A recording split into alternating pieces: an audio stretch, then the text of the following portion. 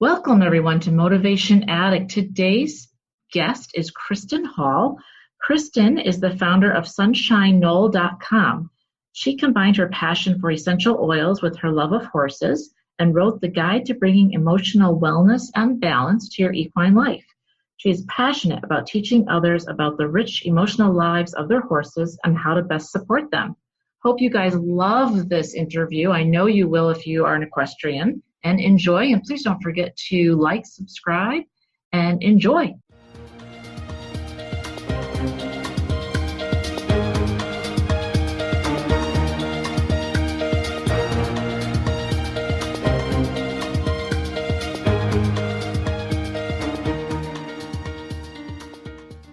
Welcome to Motivation Addict on Society Bites Radio. Today, our guest is Kristen Hall. I am super excited to talk with her.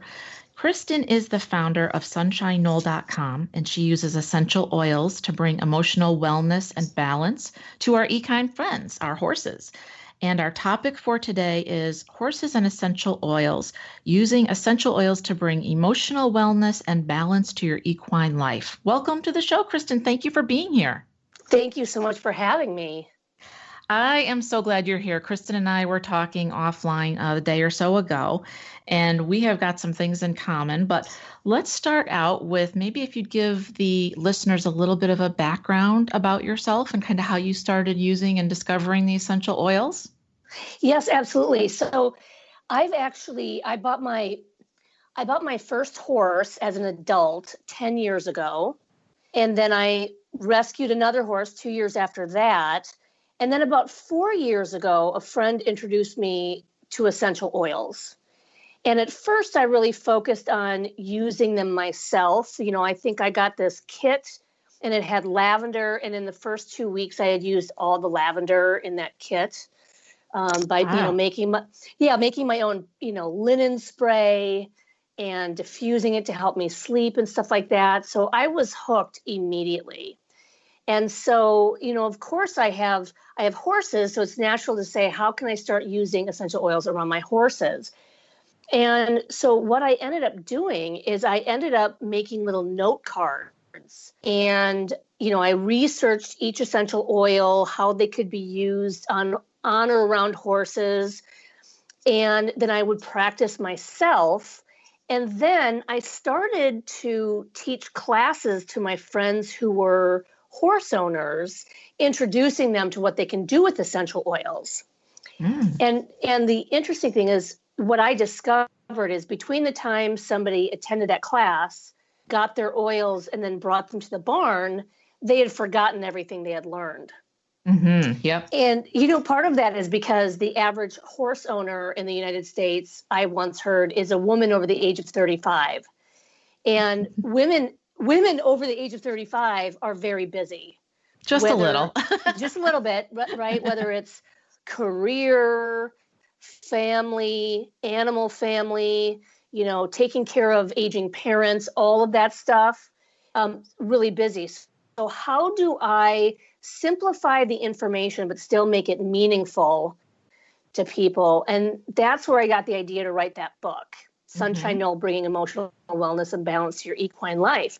Now, as I was thinking about how best to do this, I love research and information, and I was doing all this research, but I thought I can't hit horse owners over the head with too much information.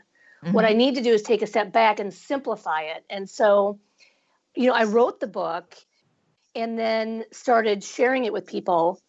And then the nice thing is people started using it and just loving the book, and it really opened up this whole new window. And, the one thing is people often like to jump to, how do I use oils on my horse, like topically on my horse? Mm-hmm. And I like to stop people and say, let's take a step back and let's start with aromatic use. And I know you and I talked about this a little bit. So I feel so passionate about the aromatic use of essential oils with horses. And here's why. Well, number one, it's a really safe way to use oils around horses, but it's really about the amygdala. So I knew when I started using oils on myself that oils had a great way of supporting my emotional health. And one of the reasons they're so effective on humans is because of the tie of smell to emotional memories. And that happens in the amygdala. And so for example, if your grandfather smoked a pipe and you loved your grandfather and then you smell a pipe, you immediately are reminded of the love of your grandfather. Yes. Yep. Yeah. So we have these associations with smells. And the beautiful thing is you never really hear somebody say, what does that smell remind me of? Right? It's very automatic. And so there's a lot of research. You can go to PubMed. There's a ton of research on the impact that essential oils have to calm people, all these wonderful emotional responses. So even hospitals are using them. I had surgery on something a year ago, and they offered, would you like to smell some lavender essential oil? And I said, oh, honey, do I have essential oils for you? I said, Wow. I know. So if the healthcare industry in hospitals are starting to use them, they're effective because they're looking to cut down people stay in hospitals, cut down recovery time, et cetera. So that's about humans. So now how does that apply to horses? Well, I mentioned the amygdala. Here's the thing. Horses actually have the largest amygdala of any domesticated animal. There you go. Right there. Yep. Isn't that crazy? I mean, when I was doing my research and I came across that, I thought, this is, an aha moment. Yeah. Yeah. So I love to use essential oils. For example, my horse Gracie just moved pastures, and that's like a kid going to a new school. Yes, absolutely. Right? Being, very, very stressful for the horse. And so what I do is I put lavender on my palms, I rub them together, and then I invite my horse to inhale the oil. I don't force it on the horse. I like to give horses a choice. They don't get many choices. So I really feel passionately about that. And a lot of times people are focusing on their horse's physical health, but I just feel like there's a huge gap in addressing the emotional needs of horses. I agree. So I completely agree with everything you said. And I do believe that in the culture today, there is a focus on physicality of the horse. And, is he stepping high enough? Is he able to jump higher, or can we go faster? It's all about how they're performing physically, not so much about mentally, but of course, as you know, the mental and how they react to us and other horses and their environment all shows up in our field as well. Exactly. So I guess my question is, and this is probably what everyone would immediately think that's an equestrian. So if I have a horse that is exhibiting anxiety or he's nervous, will these essential oils help for certain types of those type of conditions? Absolutely. There are actually studies of lavender essential oil and how they help the acute stress response in horses. So there was a study done, I think it was in Australia, and they actually, I think they used fire alarms or some really loud piercing sound. Oh boy. Yep. And so they had controls and everything. And basically they measured the horse's heart rate and respiration and how quickly they returned to normal without essential oils and then with that lavender essential oil. And it was statistically significant, the difference that the lavender oil made. Do you know how long something like that would last if I had a nervous horse and we were just to go out and train and right before a lesson, maybe he inhaled the lavender? How long would it last? Great question. So I think, here's what I would say is when you're working with the horse, think of using an essential oil to set the mood. So it'll always be more effective if you start off allowing the horse to inhale the essential oil. The benefits can last. I mean, the benefits can set in within seconds. It can last between 30 minutes to several hours, depending on what's going on. Wow. What I've seen, I mentioned that acute stress response, that lavender was effective in reducing the stress. Yep. I do think it's more effective to use it preventatively than it is to, oh, my horse just spooked and now I'm going to shove lavender up its nose. Right. You know what I mean? Yep. So that's what I tell people. Use it like setting the mood with the horse. So more on a proactive basis. So if you're going to a show, or your horse is trailering, or there's anxiety or some sort of stress, would we want to use it? Let's take the example of the horse was moving to a different barn. Yes. So would we want to maybe use the lavender a couple days ahead of time to would that help, or does that not really work and we only do it the day when we're moving?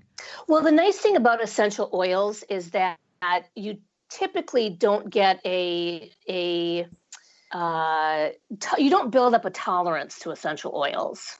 Okay. So you could certainly use it leading up to that. And there are other blends you could mix in as well. There's a blend I love. I'm actually going to send you one. It's called Stress Away. Awesome. And that actually has lavender and cedarwood in it and some other things. And so you can mix it up a little. One thing I'd say is don't overdo it. So it's like, we all know people from work that walk in and they've got 50 different scents on them. Right? Yes. Yep. So you want to avoid that. But I would definitely, certainly the day before, make sure your horse is in a calm state of mind, use some lavender. Then when you're trailering, what you can do is put some of the Stress Away on these on a cotton pad, and put them in the trailer. Okay. And then Stress Away can also be good when introducing the horse to its new pasture. Awesome. Right? Awesome. Yep. There are several different steps in here. And, I've also told people when getting a new horse, a horse that's new to you, to have lavender on yourself.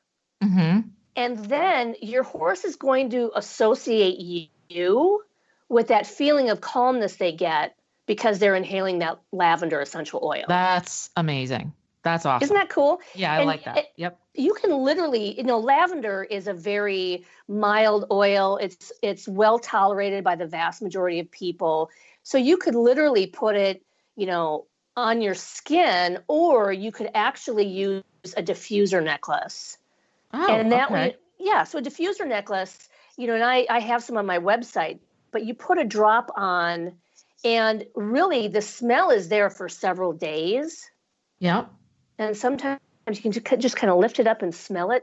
And you're like, oh, the smell is still there. So that's another really effective way to do that. So I know you've talked a lot about lavender, but can you give us a couple examples of maybe how the horse might be feeling or reacting and what you would use appropriately for them besides lavender? Yes, absolutely. So, well, I'll tell you right now, horses love peppermint. Yes, they do. Right? Mine does. So it's funny. Now, there are some oils that are safe to ingest.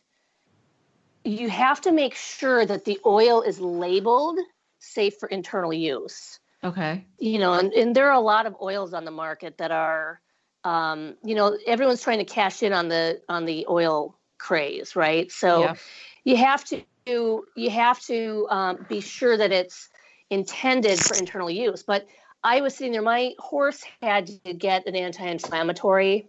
Mm-hmm. And so the vet said to me, he handed me the medication and he said, you're going to need treats to put those into because the horse will not eat it out of your hand. And while he stood there, I put a drop of peppermint essential oil on the anti-inflammatory, and my horse ate it out of my hand. Wow. Right in front of the vet. Wow. Right. Yep, exactly. So there are other things too.